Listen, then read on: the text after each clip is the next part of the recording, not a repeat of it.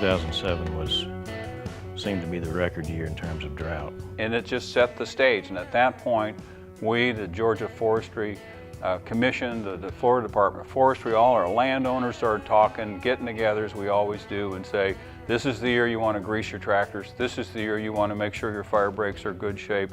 This is the year we are going to have a major project fire.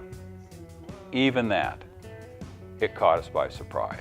The initial part of the fire actually began outside the refuge, up west of Waycross, Georgia, when high winds out of the northwest popped a power line. Caused a spark in a fire that ran eventually 12 miles into the northwest corner of the refuge. It was huge. It was 560,000 acres, I believe was the figure. In order for the swamp ecosystem to maintain itself as a swamp ecosystem, it has to have fire. It created a nutrient release that acted like a fertilizer to the entire ecosystem.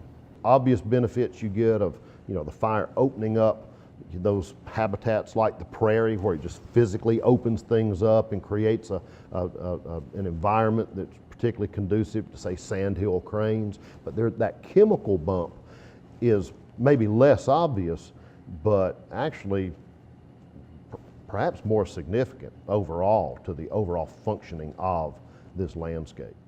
Fire is good for the swamp. What concerns us is when fire leaves the swamp, how it's going to affect private properties. At its peak, we had 3 different, type 1 fire teams fighting it from different angles. So there was a refuge federal team on the east, there was a state team on the west. To the south, there was another federal team, and all these volunteer fire departments were all doing their part to stop that fire, push it back, contain it. Most of the firefighting, the actual on-the-ground firefighting down here is done with what we call tractor plow units. They're a dozer with a fire plow on the rear, and you may have hundreds of these tractor plow units scattered around the perimeters of the fire, trying to work up the edges of it and eventually get around what we call the head of the fire, which is the fastest moving part of the fire. And it's something that we just can't put out. I mean, we have attempted to and spent tens of millions of dollars and never put it out.